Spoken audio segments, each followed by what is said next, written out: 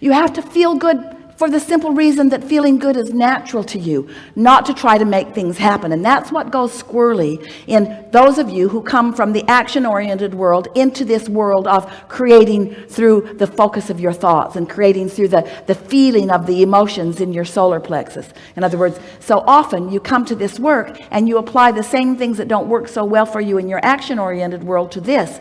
For example, you say things like, okay, I'll do that. I will work to feel good.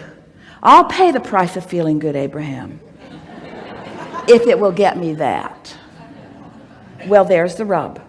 Because in the doing it to get that, which I don't have, now I'm introducing resistance into my own equation. Do you feel what we're talking about? Yeah. But when you want to feel good because you want to feel good, every single thing you want, pile of money, beautiful relationships, circumstance and events, everything that you want is because you think you will feel better in the having of it. But you've got to turn it around. You got to feel better because you want to feel better, because you want to feel better, because you want to feel better. You cannot have the ulterior motive of needing to fill this void with that, because that motive of needing to fill this void will keep this void alive and active forever.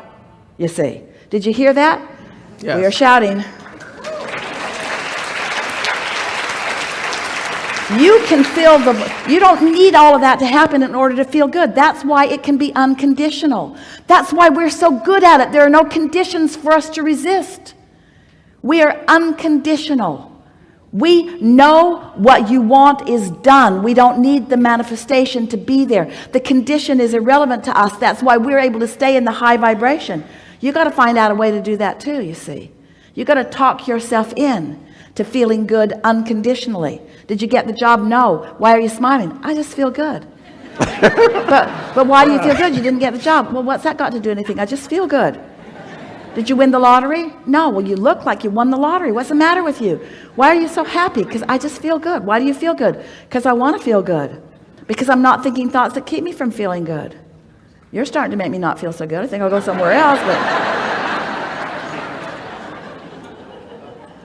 unconditional. I feel good because it's natural for me to feel good. It's natural for me to feel good. It's natural for me to feel good. And so, why do you want to feel good? Are you kidding? Are you kidding? Why do you want to feel good? Because it feels good to feel good. Oh, I thought you were feeling good in order to make something happen. Feeling good is making something happen. Feeling good is the manifestation that I'm really looking for. Feeling good is the reason that I'm doing everything that I want, everything. Feeling good is the ultimate manifestation. It's what it's all about. And I can feel good unconditionally. Well,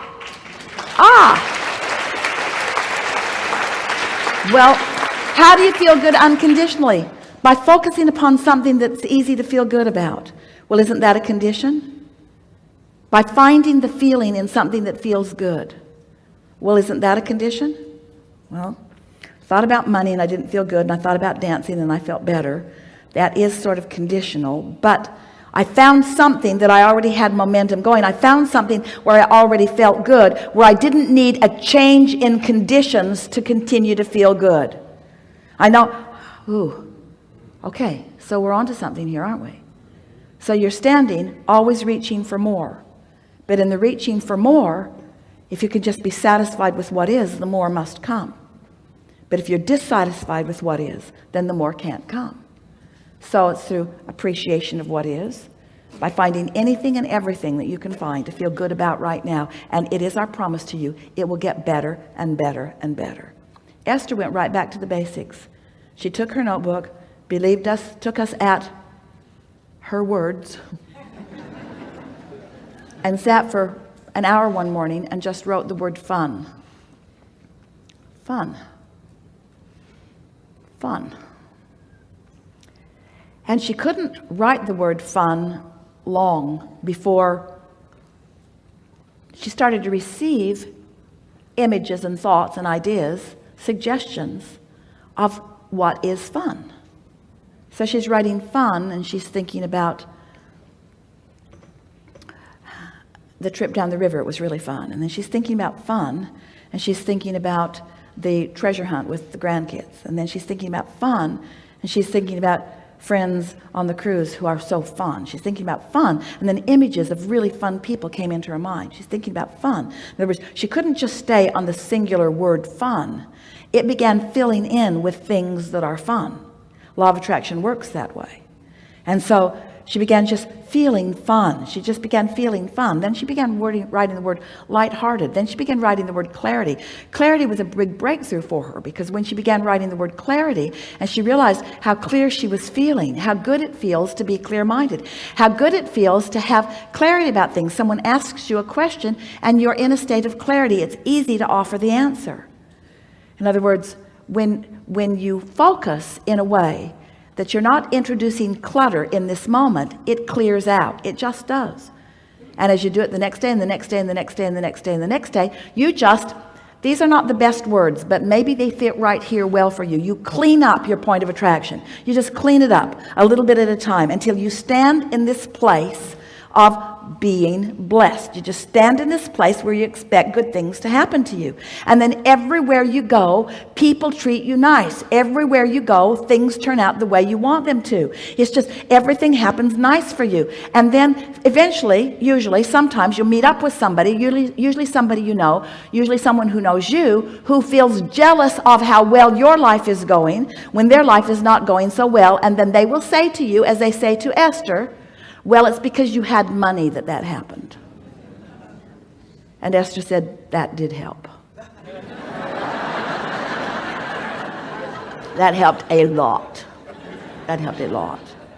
But the money came in the same way that comes. In other words, it all comes in the same way. And that person who said that just blocked the flow from themselves. They stopped all the well-being that was on its way to them that day by making that statement, by making that comparative statement, by saying, you get this for this reason, and I don't have that reason. You've got a condition in your life that allows that good to come to you, but that condition is not in my life. Therefore, I do not believe that will come to me, so it cannot. You see how it works? You got to figure out how to make things unconditional. What condition did you provide that made the sun come up this morning? What price did you pay, and what condition did you orchestrate? How did you make that happen? Did you make it happen? Did it happen? Was it of benefit to you? It was of benefit to you, and yet you didn't make it happen. The Earth spinning in its orbit in perfect proximity. What are you doing about that? What are you doing about that? Are you on the team that keeps that happening? Must be a lot of action that you're all providing in order to keep this Earth spinning in its orbit in perfect proximity to other planets. Does it benefit you? Yeah. The water moves around this planet in such an incredibly efficient way. You have anything to do with that? You the rainmaker? Or are you the recipient of so much well-being? The constant recipient of well-being. And it's not just that big stuff that feels general to you. It's the specific stuff. Every single thing that you have ever lived and perceived and preferred is known by source and orchestrated on your behalf. Are you letting it in? Or are you focused upon existing conditions that are keeping you from letting it in? So if you can stop facing reality so much, stop cataloging it and pigeonholing it and comparing it and talking about it with others, stop using it. Do you think that you use the conditions of your world to warm yourself up or cool yourself down? Pay attention to that over the next few days. Are the things you say, are you ferreting out conditions, the conditions of your world, in order to support, better word, to explain, better word, to describe, to amplify, best word? Are you using the things that you are observing around you to emphasize your blessedness or your deprivedness? Pay attention to that. Are you explaining why it's hard or how hard it is? Are you explaining why it's good and how good it is? Just pay attention to that and start telling it as you want it to be. I'm so blessed. I'm so blessed, you want to say. Somebody out there must really love me. This happened, and this happened, and this idea came. That person gave me the most wonderful, warm smile. This person treated me just especially nice. These ideas are flowing to me. This was easy for me to do. This thing that I usually don't like to do was sort of fun. And this thing that before felt complicated felt clear and easy. Nice people are around me. I can feel that the way I feel is affecting those around me. I don't need support from other individuals, other people. I have huge support from the universe at large. I've been looking for love in all the wrong places. I'm finding it within. My point of attraction is easy to accomplish now that I'm on the trail of it. A lot of people don't get it. And I've been over-explaining for a long time, trying to get people to understand my point of view so that they would get me. There it is. So that they would get me. I need to be understood. And they don't understand, so I have to explain. And since so many humans think that there's this big pie that's being split up, and that if you get a piece they won't, then most of them are not advocating for your well-being the way would benefit them, and you in many cases are not advocating for their well-being in the way that would benefit you. But when you get it, do you? That the abundance is huge, and that it's flowing to all of you, and that you can't possibly deprive anyone else by your abundance. So you stop trying to explain it by putting yourself down, and instead you begin explaining it by acknowledging your value. Yeah, things are going good for me. Things are going really good for me. Things always go well for me. Esther has a placard on her dashboard. She had them printed. If you ask her nice, she'll send you one. She'll send one to all of you.